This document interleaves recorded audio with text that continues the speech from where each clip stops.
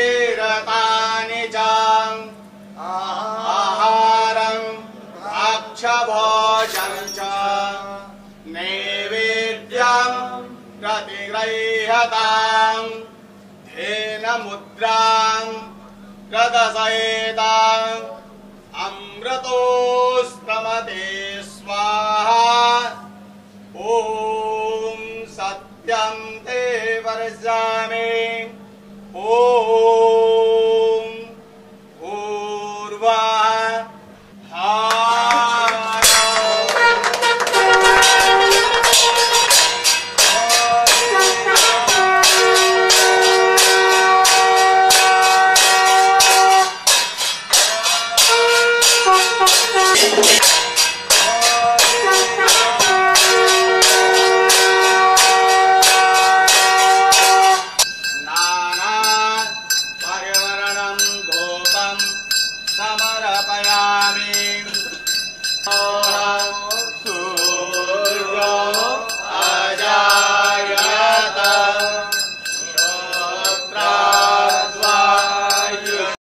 मंदिरों में से एक है और इसे भगवान शिव का सबसे पवित्र स्थान भी माना जाता है। ये मंदिर रुद्र सागर सरोवर के किनारे पर बसा हुआ है। मंदिर का परिसर बड़ा ही भव्य, आकर्षक तथा विशाल है। इसी परिसर में मुख्य मंदिर के निकट और भी अनेक छोटे छोटे मंदिर निर्मित हैं।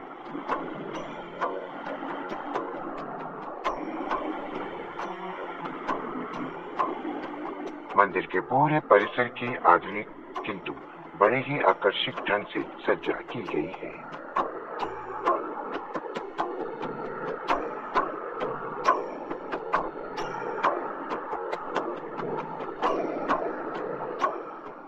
इस बात का भी ध्यान रखा गया है कि आध्यात्मिकता का भी स्वरूप बना रहे। यहाँ का वातावरण चित्त को शांति प्रदान करने वाला है। महाकाल मंदिर के बारे में कहा जाता है कि अधिष्ट देवता भगवान शिव इस लिंग में स्वयं भू के रूप में बसते हैं। इस लिंग में अपार शक्तियां हैं और मंत्र शक्ति से ही इस लिंग की स्थापना की गई थी। कहा जाता है कि 7वीं शताब्दी में मंदिर की मरम्मत भी की गई थी और इसे काफी हद तक सजाया भी गया था। वर्तमान मंदिर को श्रीमान पेशवा बाजीराव और छत्रपति शाहू महाराज ने जनरल श्रीमान राणा जीराव शिंदे महाराज ने 1736 में बनवाया था। इसके बाद श्रीनाथ महादजी शिंदे महाराज और श्रीमान महारानी बायाजाबाई राजे शिंदे ने इसमें कई बदलाव और मरम्मत भी करवाई थी।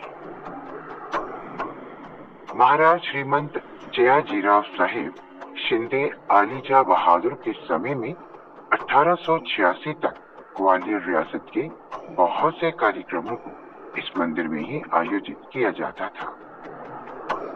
महाकाल मंदिर का शिखर इस तरह से बनाया गया है कि हमें ये आकाश को छूता हुआ दिखाई देता है। अपने आप में ये एक चमत्कार है। उज्जैन का महाकाल मंदिर नगर के जनजीवन पर भी अपना वर्चस्व रखता है और वर्तमान समय में भी पारंपरिक हिंदू परंपराओं को दर्शाता है।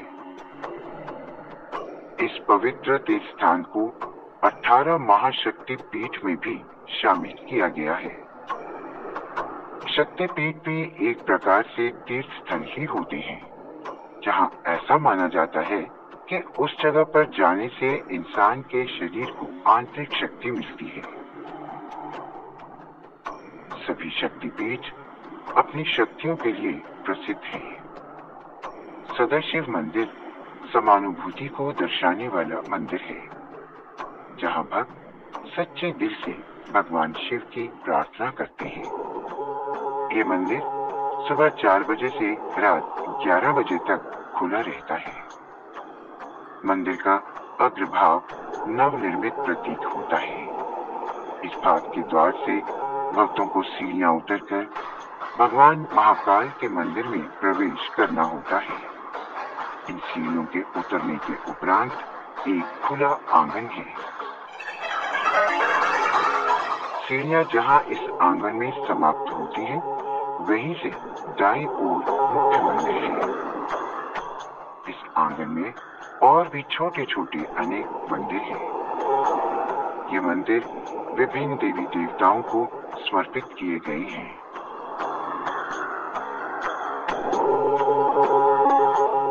यहीं से होकर श्रद्धालु मुख्य मंदिर की ओर बढ़ते हैं।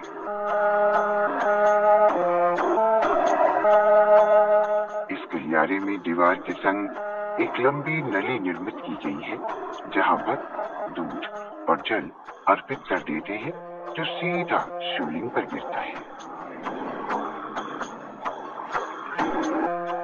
ये वो भक्त हैं जो भीतर यानी मंदिर के गर्भगृह में प्रवेश नहीं कर सकते। यहाँ ये बताना उचित होगा कि मंदिर के गर्भगृह में वो ही भक्त प्रवेश कर सकते हैं जिन्होंने धोती पहनी हो, और इसके लिए आपको पहले से अपना स्थान आरक्षित करवाना पड़ता है। बाकी के श्रद्धालु एक निश्चित दूरी से ही दर्शन करते हैं।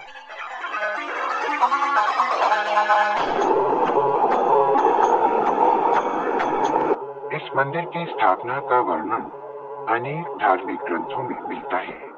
इसी प्रकार अनेक दंत कथाएं भी पूरे क्षेत्र में प्रचलित है, जो मंदिर के निर्माण एवं स्थापना से संबंधित है। शिव पुराण के अनुसार एक बार ब्रह्मा और भगवान विष्णु रचना की महत्ता को लेकर बहस करने लगे। उनकी परीक्षा के लिए शिवजी ने एक प्रकार के ज्योतिर्लिंग को 3 भागों में बांटा। भगवान विष्णु और ब्रह्मा ने क्रमशः नीचे से ऊपर की ओर अपने रास्तों को बांटा, ताकि प्रकाश के अंत को जान सके। इसके बाद ब्रह्मा ने झूठ बोला कि उन्हें अंत मिल गया, जबकि भगवान विष्णु ने अपनी हार स्वीकार की थी। तभी शिवजी दूसरे स्तंभ में से प्रकट हुए।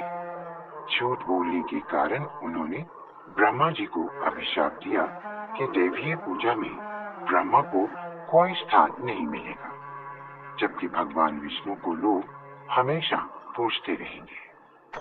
कहा जाता है कि इन 12 ज्योतिर्लिंगों में शिव जी का थोड़ा थोड़ा भाग रहता है। शिव जी के रूप में ज्योतिर्लिंग के कुल 64 प्रकार हैं, लेकिन फिर भी इन 12 ज्योतिर्लिंगों की अलग ही पहचान है।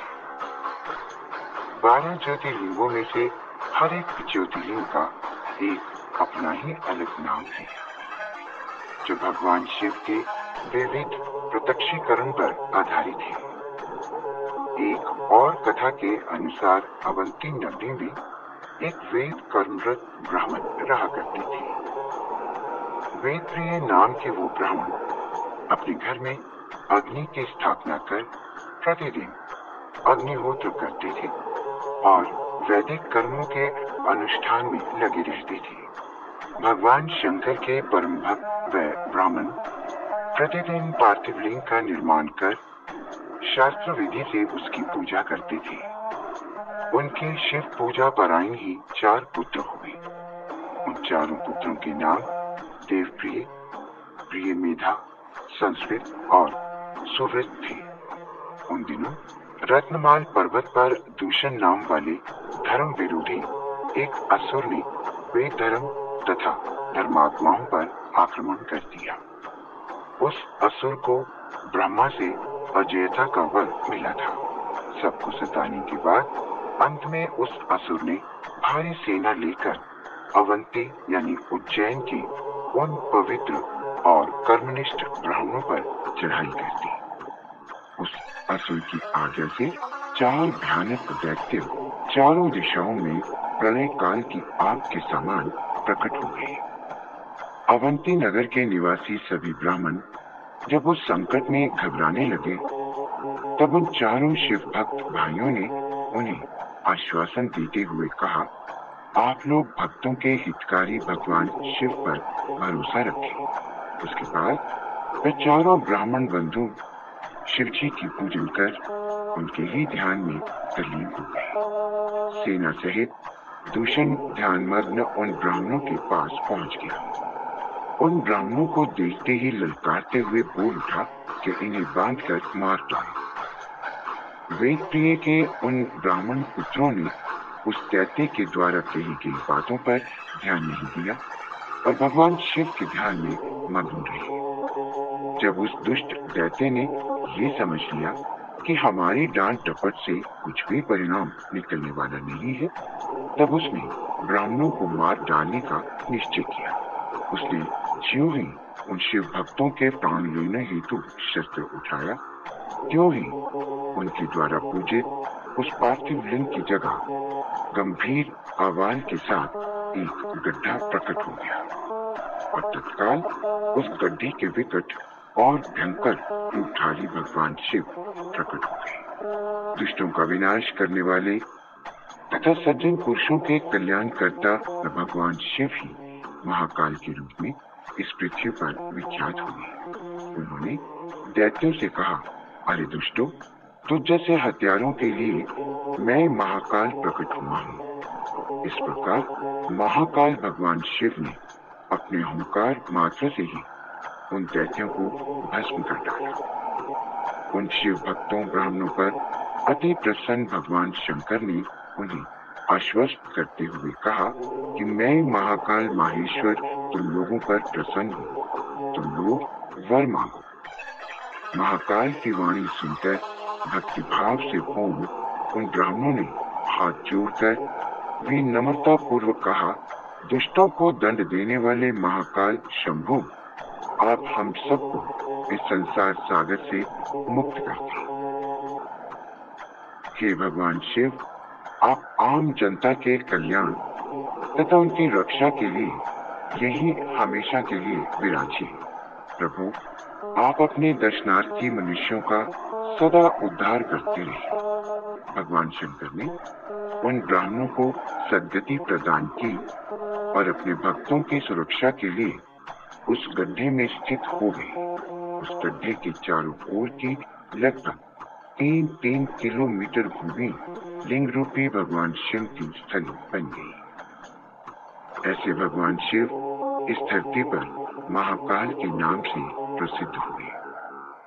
महाकालेश्वर मंदिर में विद्यमान शिवलिंग की दिन में अनेक बार सज्जा की जाती है। हर बार भगवान शिव के एक नए रूप को शिवलिंग के ऊपर चित्रित किया जाता है। इन चित्रों में भगवान शिव का महाकाल रूप प्रमुख रहता है। कहते हैं कि ये रूप समय और त्योहारों के अनुरूप चित्रित किए जाते हैं। इनमें भगवान का अर्धनारीश्वर स्वरूप भी चित्रित किया जाता है।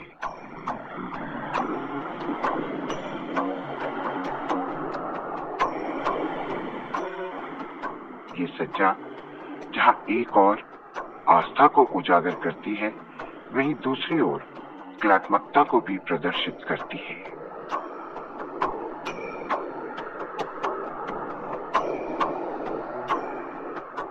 अरूप सज्जा की ये प्रक्रिया प्रातः 4 बजे से आरंभ होकर रात्रि 11 बजे तक चलती रहती है। शिवलिंग के ऊपर चित्रित किए जाने वाले भगवान शिव के लगभग प्रत्येक रूप में भोलेनाथ को मूंछों वाला चित्रित किया जाता है। महाकालेश्वर में बनी मूर्ति को अक्सर दक्षिणा मूर्ति भी कहा जाता है, क्योंकि ये दक्षिण मुखी मूर्ति है। शिवेंद्र परंपरा के अनुसार ही 12 ज्योतिर्लिंगों में से एक इसे चुना गया था। इस मंदिर में की जाने वाली भस्म आरती मुख्य प्रक्रिया है। दरअसल ये भस्म आरती महाकाल का श्रृंगार है, उन्हें जगाने की विधि है। ऐसी मान्यता है कि वर्षों पहले शमशान के भस्म से भूत भावन भगवान महाकाल की भस्म आरती होती थी। लेकिन अब ये परंपरा खत्म हो चुकी है और अब कंडे के बने भस्म से आरती श्रृंगार किया जा रहा है।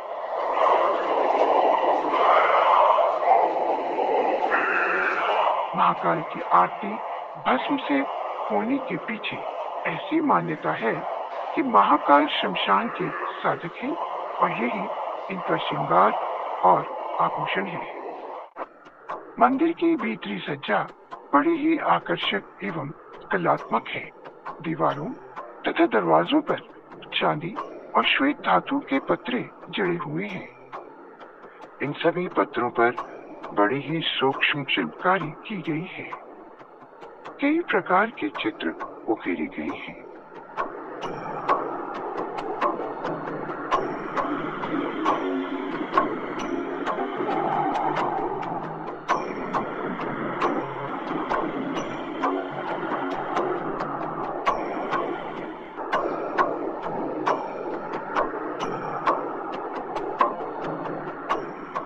भगवान शिव के प्रति लोगों की आस्था सदियों से उनके मन मस्तिष्क में समाई हुई है। शंकर को आदिदेव भी कहा जाता है। ऐसा माना जाता है कि संपूर्ण ब्रह्मांड की रचना, पालन और विनाश वही करते हैं। भोलेनाथ के भक्त सदैव उनकी आराधना में लीन रहते हैं। शिवलिंग पर जल अर्पित करना इसी आराधना की एक कड़ी है। भगवान शिव के साधकों से ही शैव मत का आरंभ हुआ।